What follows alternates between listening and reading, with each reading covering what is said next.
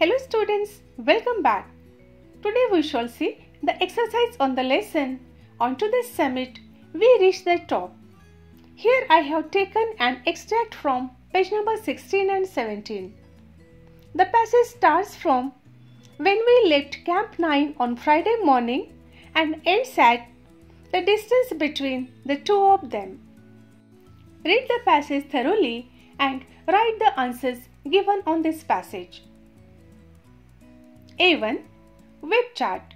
Complete the web chart.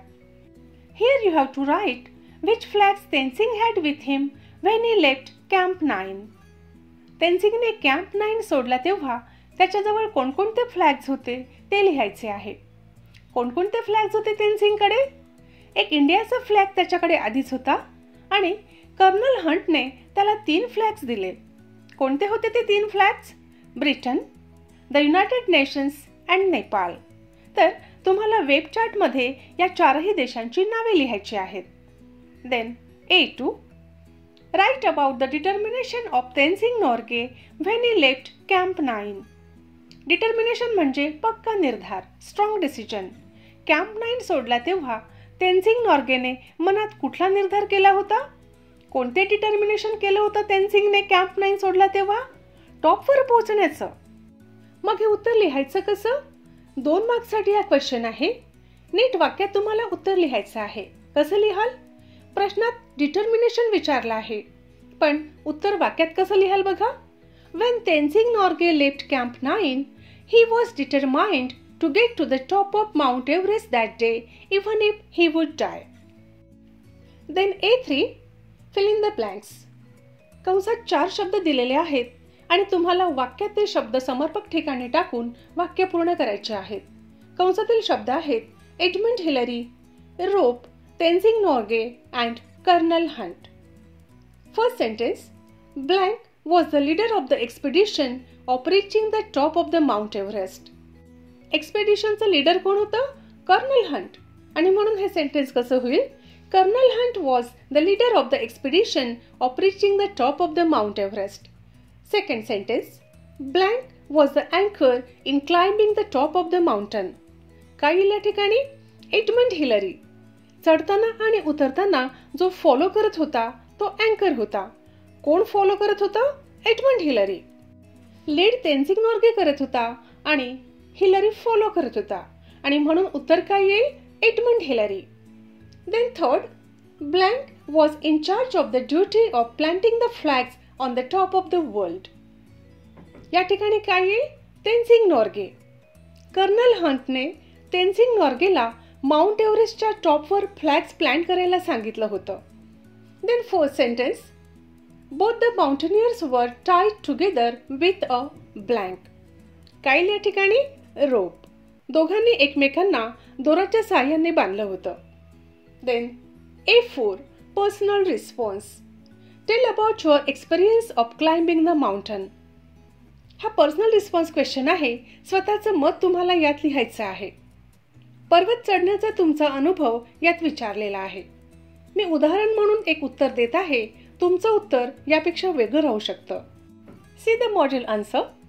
When I went for trekking to Bhandardara with my friends, I was very much joyful, happy and excited. The nature there is so enchanting, but the journey was very adventurous. In the beginning, all my friends and I felt very energetic, but after 2 hours of continuous climbing, we felt tired, so we stopped for 15 minutes on a big rock. We drank water and ate some chocolates and then started climbing again. I enjoyed the trekking. It gave me a lesson of endurance and boldness. Then A5.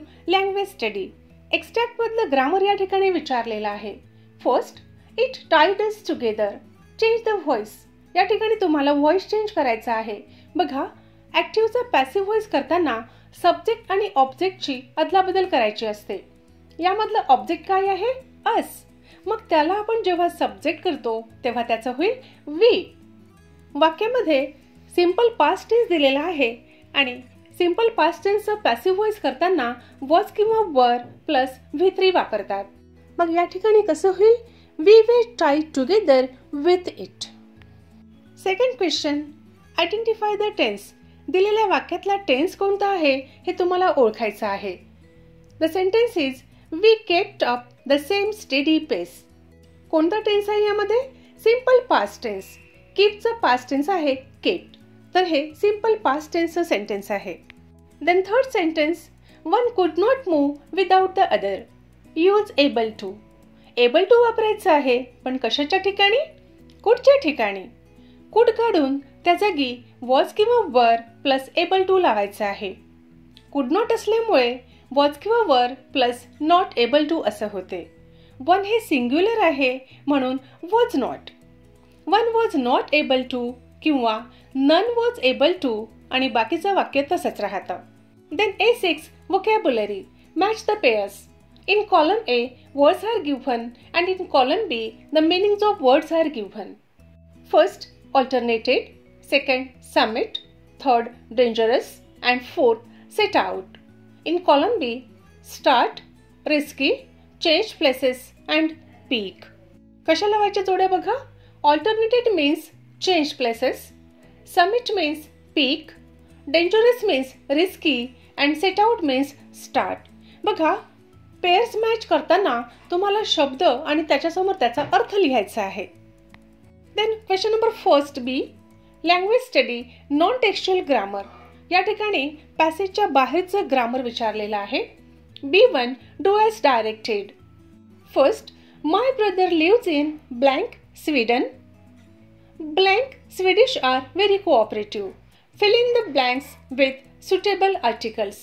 या ठिकाणी articles विचारलेले आहेत.